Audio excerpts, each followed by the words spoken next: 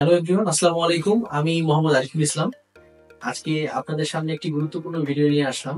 আজকের video topic হচ্ছে হাঙ্গেরিতে একজন স্টুডেন্ট ভিসা অ্যাপ্লাই করার জন্য কি কি ডকুমেন্টস দরকার। সো নরমালি আসলে আমরা একটা জিনিসের মধ্যে কনফিউশন ক্রিয়েট করে ফেলি, সেটা হচ্ছে যে আমার ভিসা অ্যাপ্লিকেশনের জন্য কি কি ডকুমেন্টস দরকার এবং স্টুডেন্ট অ্যাপ্লিকেশন করার জন্য কি কি ডকুমেন্টস দরকার ইউনিভার্সিটি রিলেটেড। সো আসলে এই ভিডিওটি দুইটি পার্টে আসবে।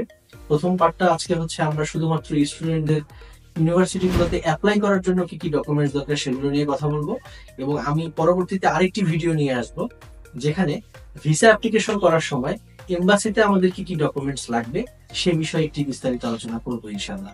সো কথা না বাড়িয়ে চলুন আমরা সরাসরি ভিডিওতে চলে যাই। যারা আমার এই চ্যানেলে নতুন তারা অবশ্যই সাবস্ক্রাইব করবেন, লাইক করবেন এবং শেয়ার করবেন।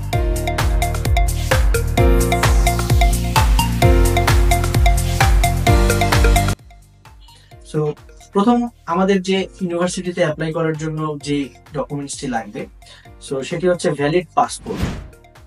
আমাদের অবশ্যই একটি 6 মাস মেয়াদি ভ্যালিড পাসপোর্ট থাকতে হবে এবং পাসপোর্টটিতে অবশ্যই দুটি ব্ল্যাঙ্ক পেজ থাকতে হবে যেন ভিসা স্ট্যাম্প করা যায়।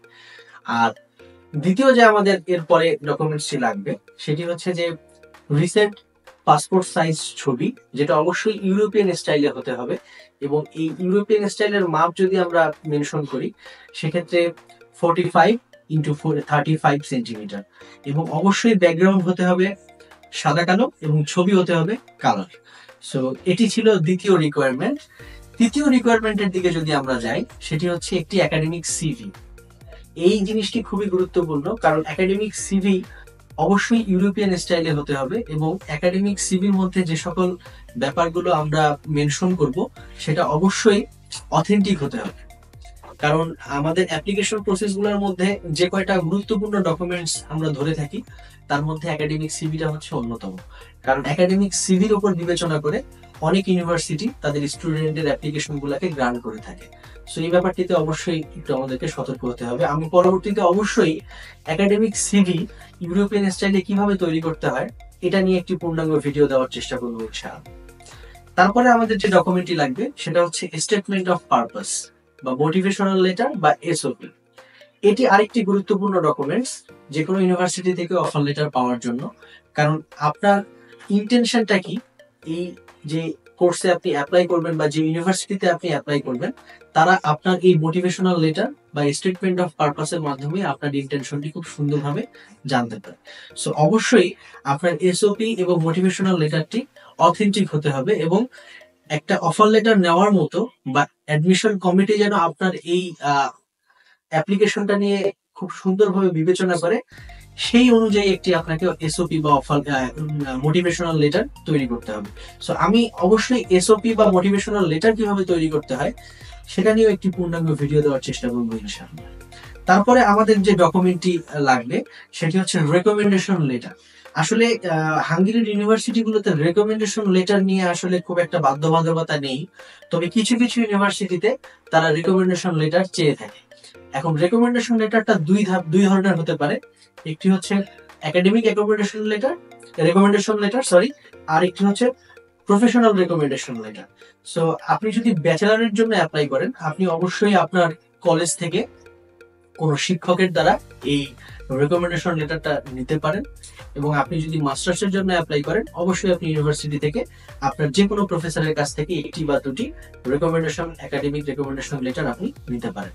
এবং আপনি যদি কোনো জব হোল্ডার হয়ে থাকেন বা আপনি কোথাও জব এর আগে করেছেন বা রানিং জব করছেন সেক্ষেত্রেও আপনি আপনার সেই কোম্পানি থেকে আপনি একটি জব রেকমেন্ডেশন লেটার নিতে পারেন, যেটি আপনার অ্যাডমিশন হওয়ার ক্ষেত্রে অনেকটা আপনাকে এগিয়ে রাখবে অন্যদের থেকে, যদিও সেটি মাস্টার্সের ক্ষেত্রে বেশি প্রযোজ্য। সো এটি ছিল রেকমেন্ডেশন লেটারের ব্যাপারে। এবং লাস্ট যে ব্যাপারটি আসছে ডকুমেন্টস এর ব্যাপারে সেটা হচ্ছে এক্সট্রা কারিকুলার অ্যাক্টিভিটিস যদি আপনার থেকে থাকে। লাইক দেখা যাচ্ছে যে আপনি ক্যাম্পাস অ্যাম্বাসেডর হতে পারেন, বা আপনি কোনো আপনি যদি ক্লাবিং করে থাকেন আপনি কোনো ক্লাবের সাথে জড়িত হলে সেই সার্টিফিকেটটি আপনি শো করতে পারেন। মানে আপনার একাডেমিক কেরিয়ারে আপনার যত প্রকার অ্যাচিভমেন্ট আছে সেগুলোর যদি আপনার কাছে কোনো সার্টিফিকেট থাকে আপনি সেগুলো শো করতে পারেন। এটার যদিও কোনো বাধ্যবাধকতা নেই, তবে অন্যদের থেকে আপনাকে অ্যাপ্লিকেশন করার সময় এই সার্টিফিকেট বা এই ডকুমেন্টস গুলো আপনাকে এগিয়ে রাখবে। আবার আপনার যদি কোনো ট্রেনিং থেকে থাকে, আপনি ট্রেনিং এর সেই সার্টিফিকেট গুলো অ্যাপ্লিকেশনের সময় শো করতে পারেন। যদিও এটা ম্যান্ডেটরি না, কিন্তু আপনার অ্যাপ্লিকেশনটাকে অন্যদের থেকে আলাদা করার জন্য এই রিকোয়ার্ড ডকুমেন্টস গুলো অনেক ইম্পর্টেন্ট। সো এই ছিল মোটামুটি আমাদের হাঙ্গেরিতে একজন স্টুডেন্টের অ্যাপ্লাই করার জন্য রিকোয়ার্ড ডকুমেন্টস এর লিস্ট। সো আমি আশা করি আপনার এই ভিডিওর মাধ্যমে আপনার একজন স্টুডেন্ট কিভাবে আপনি হাঙ্গেরিতে ইউনিভার্সিটি গুলোতে অ্যাপ্লাই করবেন সেগুলো নিয়ে একটা ক্লিয়ার ধারণা পেয়েছেন, এবং আপনার কি কি ডকুমেন্টস থাকা উচিত। পরবর্তীতে আমি আরেকটি ভিডিও দেওয়ার চেষ্টা করবো ইনশাআল্লাহ, যে আপনি প্র্যাকটিক্যালি কিভাবে হাঙ্গেরির একটি ইউনিভার্সিটিতে অ্যাপ্লাই করবেন এবং এই ডকুমেন্টস গুলো কিভাবে সাবমিট করবেন। সো আশা করি এই ভিডিওটি আপনাদের অনেক কাজে আসবে। আমি এই চ্যানেলের মাধ্যমে আরো অনেক ইনফরমেটিভ ভিডিও পরবর্তীতে দেওয়ার চেষ্টা করব। শুধু হাঙ্গেরি না, ইউরোপের বিভিন্ন দেশ নিয়ে আমি কথা বলার চেষ্টা করবো ইনশাআল্লাহ। যেমন ইতালি আছে, স্পেন আছে, ফ্রান্স আছে। সো আমি আশা করব আপনারা আমার এই চ্যানেলের ভিডিওগুলো ফলো করবেন, বেশি বেশি শেয়ার করবেন, লাইক দিবেন, এবং আমার চ্যানেলটি সাবস্ক্রাইব করে আমার সাথেই থাকবেন। ইনশাআল্লাহ আমরা পরবর্তীতে কোনো একটি ভিডিওতে আরো বিশদ ব্যাপারগুলো নিয়ে আলোচনা করবো ইনশাআল্লাহ। সো সেই পর্যন্ত সবাই ভালো থাকুন, সবাই সুস্থ থাকুন, এবং সবাই বেশি বেশি করে নিজের শরীরের প্রতি যত্ন নিন। কারণ আপনি যদি বিদেশে যেতে চান, পড়াশোনার পারপাসে হোক বা যে পারপাসেই হোক, আপনাকে সুস্থ থাকতে হবে। আপনি সুস্থ থাকলেই আপনার চোখ দিয়ে বিদেশের সৌন্দর্য এবং জীবনের মূল বিষয়গুলো উপভোগ করতে পারবেন। Thank you.